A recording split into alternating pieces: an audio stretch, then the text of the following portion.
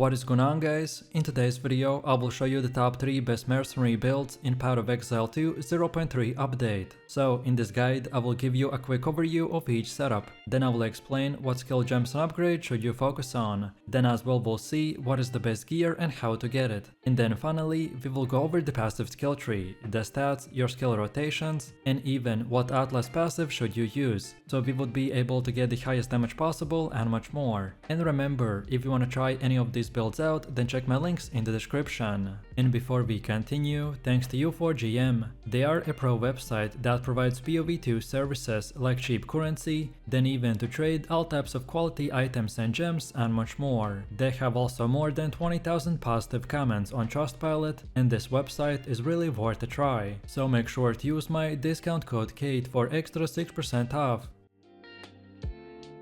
This build revolves around combining Ballista totems, which act like mobile mortar cannons, and then with the banners, which provide a mix of offense and defense utility. It also is designed around the dual curse setup by running temporal chains and the elemental weaknesses. So you're not just actually deleting them from afar, you're also crippling enemies and making them more vulnerable at the same time. And at its core, this setup is a true totem build. You set up your artillery, and then let it do the heavy lifting while you position, dodge, and manage your banners. For defenses, we are picking the Mercenary path and the Tactician ascendancy, which gives us plenty tools. Then armor and evasion is your backbone, but the real defense advantage will come from the fact that your totems do all the dirty work. You drop them, reposition yourself, and enemies often are pinned down or shredded before they ever get close to you. It's a build that feels tanky, but not because you face tank, but because you dictate the pace of combat. And then on the other hand, for the offensive side, the synergy here is insane. The mortar cannon totems will maintain nearly 100% uptime, especially when paired with a pinning, so you can keep enemies locked down. They're surprisingly durable if you place them correctly, and with the dual curse setup and the extra buffs like the frostbomb, you're getting the highest damage numbers of any traditional crossbow build. The way that we get these insane DPS numbers is because we are going with the Scepter as one of our weapon sets, which makes elemental scaling and curse efficiency stronger than ever. So let's take a look at our skill gems. At the center, of course, is the mortar cannon, which is basically your Ballista totem artillery. The idea here is simple: once you drop it, it turns the battlefield into a constant barrage of explosions. The supports we link it to it are all about turning those grenades into bigger, faster, and more reliable bursts. But it doesn't stop here. Sustain and the uptime are just as important, and that's where the R package comes in. The purity of fire and vitality don't look just flashy on paper, but they give you exactly what this kind of setup needs, which is safety against elemental hits and steady stacks of health recovery. Add in the clarity-based effects like the warm-blooded and the herbalism, and suddenly you've got a build that can stand its ground through the longer fights. Then we go to the banners, and this is where the whole build takes on its unique identity. Instead of being a passive side mechanic, the banners are actually active part of our build. The Dread banner will chip away at enemy accuracy, making your evasion and positioning more effective. Then War banner cranks up our offensive intensity by giving you a burst of momentum when you need to melt priority targets. And Defiance banners will tie everything together by stacking on armor and evasion, so you can always feel like you're fighting from a fortified ground. Then next we have the Wind Dancer, which is your mobility tool, and with the right supports it doubles as a soft crowd controller setup by pinning and blinding enemies while you reposition. And finally, Mirage Archer is like having an autonomous soldier in the background, constantly shooting enemies with explosives, even when you're busy activating the totems and the banners. And one important mechanic to keep in mind, we are running the Gem Enthusiastic Keystone. This means you need at least 10 red and green support gems in your setup to unlock its scaling. If you miss this requirement, then you will lose a massive chunk of the build's potential, so make sure every socket counts, even if it's just filling gaps with the offhand skills or auto attack links. Next up, let's take a look at our passive tree. Early on we invest into the nodes like the Remorseless, Fearful Perilous, and Devastation. These will give you the raw firepower and the early scaling that you need to get your ballistas online, without feeling weak in the leveling process. From there, the tree branches outwards into the Carved Earth and the Overwhelm, both of which will add consistency and penetration, so that your artillery ballista actually punches through defenses instead of scattering harmlessly. And then as the build matures, nodes like the Colossal Weapon and the Volatile Grenades will come into play. These are huge damage multipliers for your totems, which make sure that our explosive volleys will one-shot enemies into the endgame mapping. Pair this with the Authority and the Crossing Judgment, and you gain tools to handle high resistant bosses, and even even rare monsters that would otherwise slow us down. Then on top of it, the defenses are also not ignored, so you will take the feel no pain, fortified location, hardened wood, and in the thick of it. These synergize beautifully with the Mercenary's armor and evasion focus by giving you a defensive backbone that feels sturdy without needing to invest into a pure tank build. Then for quality of life, nodes like the Bannerman and the Momentum are essential, which will supercharge your banner's mechanics and letting them flow naturally into the artillery gameplay. And finally, for the clear speed, you can't overlook repeating explosives, grenadier and artillery strike, which will push our screen coverage to massive amounts of levels. Next, let's move into the gear, because this is where your artillery build really comes alive. Your first weapon set is about utility and sustain. Something like the Life Spring or any wand with a fast cast speed will work, but ultimately you want to run a Shrine Scepter. You want to look for increased spirit, ideally plus 55, plus a solid chunk of intelligence, 30 or more, to enable that high level Frost Bomb. Then you want to craft the perfect essence of command, because our magnitudes scale beautifully with the banners, which makes them much stronger. Then Purity of Fire should be leveled as high as you can get it, and get its quality to 20% for the extra fire resistance. And then our second weapon set is where the real damage happens. A siege crossbow with the highest physical roll as possible is your dream. Best in slot would be +1 to ballista skills or increased grenade damage, paired with the attack speed and additional levels to attack skills. This is the slot that you eventually want to invest into the most into. For armor, look for hybrid bases with both armor and evasion. Zealot gauntlets, death mail, or the dastard armor and the fortress sabotons all will fit this build. You want to prioritize life, resistances, and physical damage to attacks, and always quality these pieces up to squeeze out the extra defenses. Then for accessories, follow a simple logic, constricting command for better banner uptime, a breach ring or the gold ring with the added physical or elemental damage, intelligence, life, and resistances. Then the OG's damning is mandatory for the extra curse slot. And finally, for the belt, you should get a utility or rawhide belt with armor, strength, life, and resistances. And now finally, let's see how to actually play this build. The rotation is straightforward once you get used to it, so start by dropping the mortar cannon totems. Once they're firing, you can cast the Frost Bomb, which automatically swaps to your weapon set 1. Then place your banners, War Banner, Defiance Banner, and the Dread Banner, which will establish your fortified zone. From there, cast the Mana Tempest if your mana drops too low, and then repeat the mortar placement. As soon as they're fired, they're volleys. In normal mapping, it's even easier, just keep dropping mortars 24/7, while your banners and the curses maintain control of the battlefield. The totems will handle the killing, so you can handle the positioning. And then for pinnacle bosses, make sure to swap Short Fuse 1 for Short Fuse 2, which will keep the curses active and maintain the Frost Bomb uptime. Overall, the synergy between the curses, banners, and your artillery totems will melt even the toughest enemies in split seconds. This setup has been absolutely tearing up the endgame after the latest round of buffs, and for a good reason. Crossbows no longer slow your movement speed while reloading, and the Galvanic shard specifically had its reload speed penalty stripped away. Add in the new crossbow support gems and the passive nodes introduced into this new patch, and you end up with a build that feels smoother, faster, and deadlier than even before. Now there's one small caveat: you will need to run the new reload crossbow when dodge rolling support gem with the Galvanic shards. That's because they nerfed the reload mechanics so that each action only loads one bolt instead of the entire magazine. But honestly, this feels really natural when you get used to it. Rolling between the packs while reloading will slot perfectly into the rhythm of a combat, and it helps to sell that fantasy of a lightning fast gunslinger. My favorite part about this build that you're constantly zapping, shocking, and forking bolts of energy across the screen, while stacking defensive mechanics and utility to stay alive in the thick of a battle. It's one of those builds that feels aggressive and fast-paced without sacrificing mobility.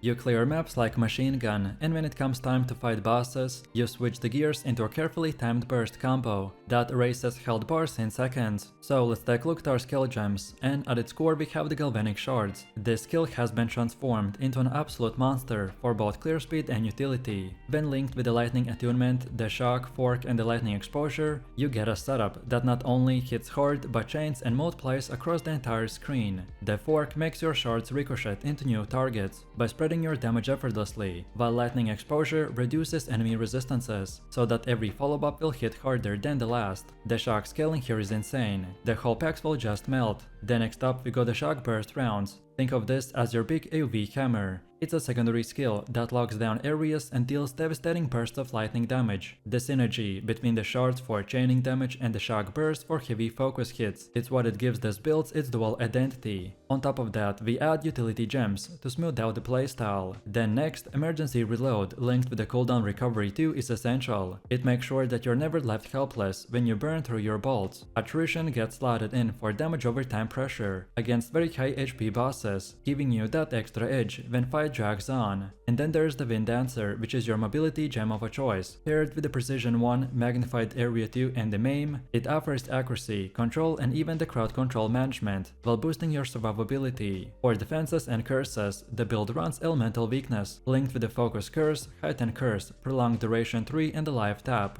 This absolutely destroys enemy resistances and makes your lightning punch above its weight. Then on top of it, we add the Sorcery Ward and the Ghost Dance, and suddenly you've got a defensive layer that feels natural without getting in the way of your aggression. Energy shield recovery, evasion bonuses, and the curses will turn the bosses into a glass cannon, and this is the perfect setup for this build. Then next up we have the passive tree, and for this build it's crafted to really squeeze out every ounce of power from the witchhunter's archetype. We will want to start right here in this section, where you immediately pick up the nodes that boost attack speed, accuracy and dexterity. These will give you that early punch that you need to get Galvanic shards online without feeling sluggish. From there we expand into both the Witch and the Ranger zones by cherry picking the best crit, energy shield and the elemental penetration nodes. One of the defining features of this tree is how heavily it leans into the critical strike multipliers. So when we combine this with the Galvanic shards, natural shock scaling, the crit nodes will amplify your burst into devastating nukes that delete rares and bosses instantly. But this is not all about offense, we also build it for energy shield scaling. This acts as your safety net in a place of a traditional life pool. With the right keystones and the gear, this creates a hybrid sustain system, where you can absorb hits while recharging quickly through the Ghost Dance and the Sorcery Ward. It's a defensive engine that pairs perfectly with your evasive playstyle. On the defensive side, the lightning penetration nodes are a must-have. These make sure that your bolts slice through the boss resistances and stay active all the way through the endgame. And finally, we invest into the mana sustain and the spell damage increases. You never want to feel like you're running dry mid-battle, and this will ensure that your resources keep up with your speed.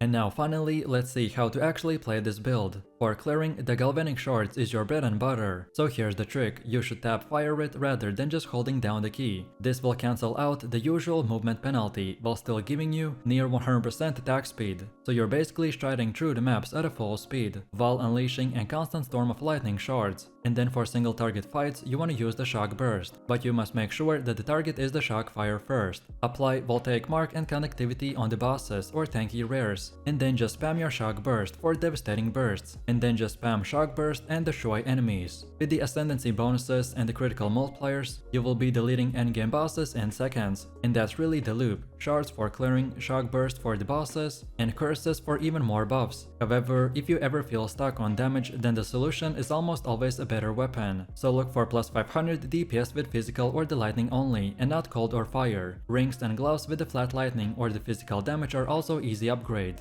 And don't forget to catalyze them for the max value. Then for defenses, focus on the armor quality and energy shield. Upgrade your helmet and the chest first, then quality of your gear for 20% boost. As long as you're sitting around 3000 combined life and energy shield, then you're good to go. The beauty of the setup is how brainless it can feel once you get the rhythm down. Just use the Galvanic shards and everything around you dies. Just dodge roll to reload while moving. Then drop the shock bursts on the bosses and keep your curses up. Overall, this mercenary build is simple, fast and incredibly satisfying to play. This build is a brand new version of the newly buffed grenade skills. Instead of standing still and firing arrows, we're now throwing grenades and detonating them with explosive bolts in split seconds. The core gameplay loop revolves around combining explosive shot with explosive grenade and stacking them into a very high speed, no aim, screen clearing machine. The clear speed is one of the standout strengths for this build. With the right setup, as you can see, you can achieve full screen clears without needing to even aim. Combine this with decent gear for movement speed and you can hit upwards of 160% movement speed. The key idea here is that you can sprint through the maps throwing out grenades and bolts without ever slowing down, and without suffering the penalties for shooting while moving. On top of it, with a decent investment, we can also one-shot bosses. Explosive grenade in particular will hit like a truck when stacked with the right modifiers and when paired with a rapid shot to preload the extra fire as damage, so you can melt pinnacle bosses in seconds. And thanks to our clever gearing and ascendancy synergy,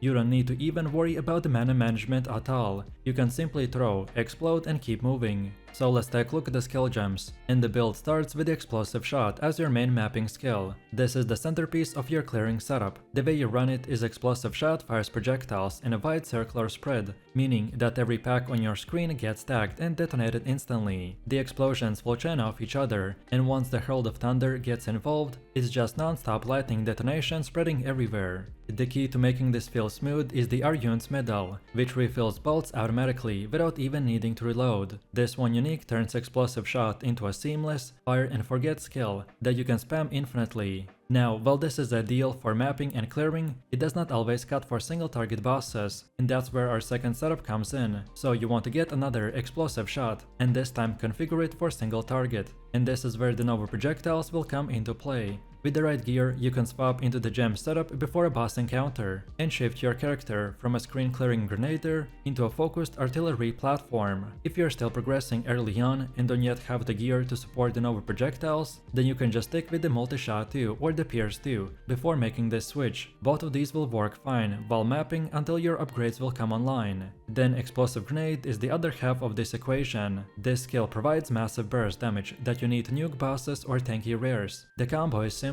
You throw the grenade, then follow up with the explosive shot, and watch the entire screen get deleted. The synergy between the grenade and the bolt is what gives the build its identity. And then Herald of Thunder is working in the background as a passive source of shock. Every time you detonate enemies with explosive shot or grenade, the Herald Thunder will proc by chaining shock across the maps and adding even more explosions. These constant lightning arcs don't just look flashy, they massively increase your mapping efficiency and add the shock effect for single target bursts. Then on top of it, the called shots will add another layer by auto-casting will take mark every few seconds. This means you're consistently applying shock with the magnitude scaling, by boosting your single target damage and layering in extra explosions during your mapping. You don't have to think about it, it just happens automatically in the background, which works perfectly with our low maintenance build. Then the rapid shot is your pre-prep tool. Before a boss fight, you just spam the rapid shot to charge up the heat, converting it into a huge boost, so you will get 50% of your fire damage as the extra damage for your next explosive grenade.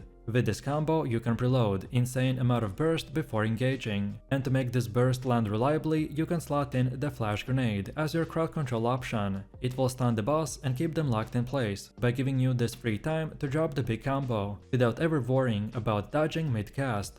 Then next, our passive tree is straightforward, but very crucial to unlocking speed and explosiveness of this build. The first decision is to dedicate the grenades to the tree 1 and explosive shot plus the rapid shot to the tree 2. Thanks to the most recent patch that fixed the crossbow weapon tree bug, you can now lock both trees onto a single weapon by checking the box at the top of your crossbow interface. This allows you to seamlessly swap between the grenade skills and the projectile skills without having two weapons. So then, our main path revolves around going and investing into the spray and pray, freedom of the movement and unhindered. These are the most important nodes that transform your build into explosive monster. They remove movement penalties while shooting and stack enormous amount of movement speed. With them, you're able to fire off grenades and bolts while sprinting at a breakneck pace without ever losing movement. This is the foundation of why the build feels so fluid. The main concept of this build is very simple. The faster you move, the more ground you can cover, and the more enemies explode in your wake. These nodes also will get boosted by our helmet, which is called the Constricting Command, which I will explain a bit later in the gear section.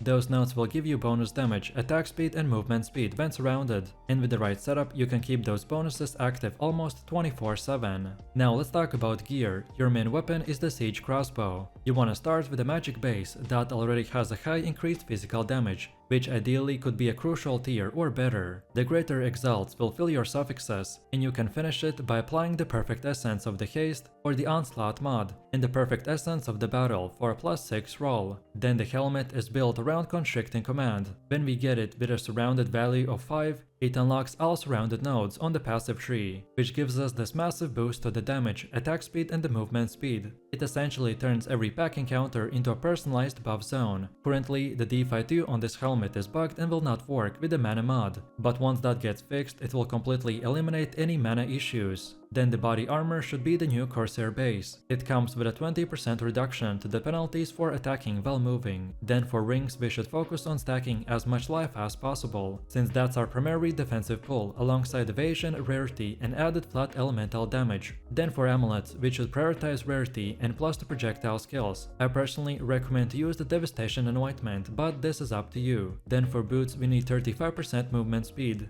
Rich players can chase Essence of Heroes on the boots with corruption for the traditional sockets, which will allow you to slot the Feral's gems for massive speed bonuses. And now finally, let's see how to actually play this build. The core rotation is simple but incredibly satisfying. So you enter a map and from the very first pack, you're firing your explosive shot into a wide circle. Entire screens will vanish in a single cast, and Herald of Thunder arcs will proc across anything left behind. Also, you don't need to stop to aim or even slow down. You just sprint forward and everything around you detonates. And then when you encounter tanky rares, you just drop the explosive grenade. Then follow that up immediately with explosive shot. And then watch the enemy disappear in a chain reaction of fire and lightning. And then finally, against bosses, you shift into a more deliberate rotation. So you start with a rapid shot to build the heat and secure that massive 50% fire as the extra damage. Then you throw a flash grenade to stun and lock the boss in a place, and when the window is open you just unload the explosive grenade, followed by the single target explosive shots from the Nova projectile setup. The result is a devastating burst that can delete bosses in seconds, before they have even time to circle through their mechanics.